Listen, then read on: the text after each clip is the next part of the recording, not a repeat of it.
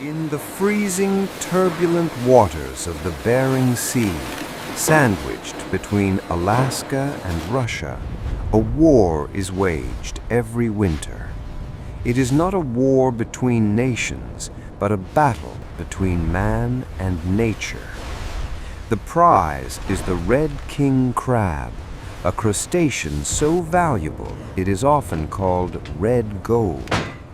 But before these giant creatures reach the butter dish in a Manhattan steakhouse, they must survive a journey that is equal parts danger and industrial efficiency. The story begins on the deck of a crab boat in the dead of winter. The conditions are apocalyptic: 40-foot waves, hurricane-force winds, and temperatures so low that sea spray freezes instantly upon contact with the ship's rail, adding tons of ice that can capsize the vessel if not sledgehammered off by the crew. The fishermen, known as deckhands, work shifting 18 to 20-hour days. They are hunting the Paralithodes kamchaticus, the red king crab. These monsters can span 5 feet across and live for up to 30 years. To catch them, the crew drops massive steel cages called pots, weighing 800 pounds each, into the black depths of the ocean. Inside, they hang bait, usually frozen herring or cod. The pots soak on the sea floor, sometimes 600 feet down, attracting the scavengers in the darkness. When the pot is hauled up by the hydraulic winch, the anticipation is palpable. As it breaks the surface, the water boils. A good pot can hold hundreds of crabs worth thousands of dollars. A bad pot comes up empty or filled with starfish. The sorting table becomes a frenzy of activity. Biological regulations are strict. Only adult males of a certain carapace width can be kept.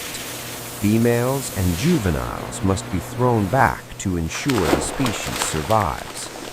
The keepers are dropped into the live hold, a massive tank inside the belly of the ship filled with circulating seawater. This is critical. The crabs must be kept alive. A dead crab releases toxins into its own meat almost instantly, rendering it inedible. The water in the hold must be constantly cycled to provide oxygen and flush out the ammonia produced by thousands of crabs. If the pump fails, the entire catch dies and millions of dollars are lost. After weeks at sea, the boat navigates the treacherous approach to Dutch Harbor, the heart of the American crab industry. This volcanic island port is lined with processing plants that operate 24 hours a day during the season. The unloading process is a race against time. A massive crane lifts a brailer net, a circular net bag, down into the ship's hold. The deckhands fill it with live crabs. As the crane lifts the net, water cascades down, and the tangled mass of spiny, alien-looking creatures is hoisted into the sky. They are swung over the dock and dumped into a hopper that feeds the factory conveyor belt.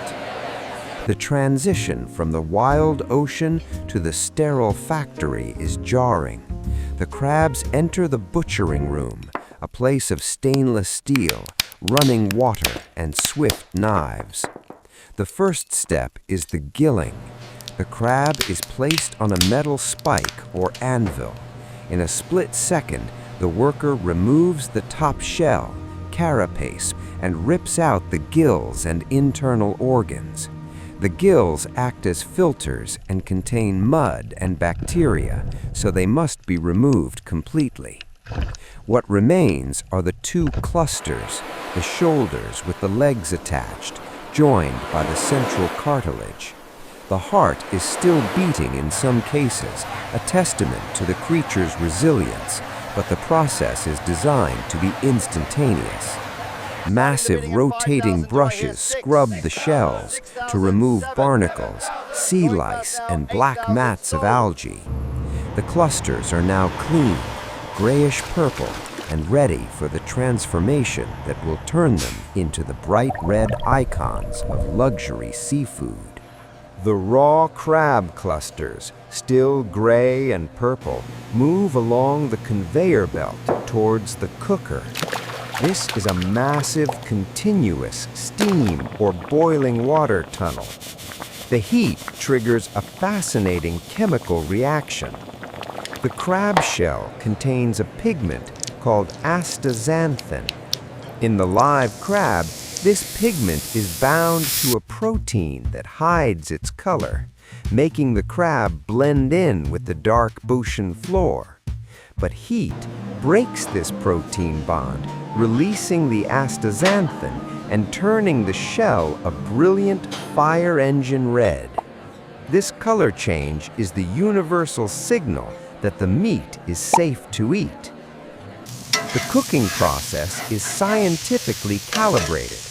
If cooked too long, the meat becomes rubbery and sticks to the shell. If cooked too little, it spoils. As the steaming red legs emerge from the cooker, they are immediately plunged into an ice-cold water bath. This shocks the meat, stopping the cooking process instantly. It also causes the meat to shrink slightly, pulling away from the shell. This is the secret to why king crab meat slides out of the shell so easily when you crack it at a restaurant. If this cooling step were skipped, the meat would fuse to the shell, making it impossible to eat. Next comes the brine freezing. The legs travel through a tank of supercooled salt water, brine, or a blast freezer tunnel. Because salt water freezes at a lower temperature than fresh water, this liquid can be chilled to -5 degrees Fahrenheit without turning solid. This freezes the crab legs in minutes. Rapid freezing is essential to prevent ice crystals from tearing the delicate, sweet muscle fibers. Once frozen rock hard, the legs undergo glazing. They pass through a mist of fresh water. Upon hitting the sub-zero shell, the water freezes instantly, coating the legs in a thin, clear layer of ice. This glaze acts as a hermetic seal, protecting the meat from the drying effects of the air in the freezer, known as freezer burn. It ensures that a crab caught in January tastes fresh when eaten in July. Workers in heavy thermal gear sort the legs by size. King crab is sold by the size of the leg. The bigger the leg, the higher the price.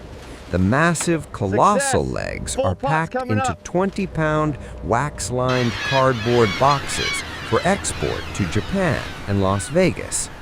Smaller sections are cut by band saws into snap-and-eat portions for retail stores.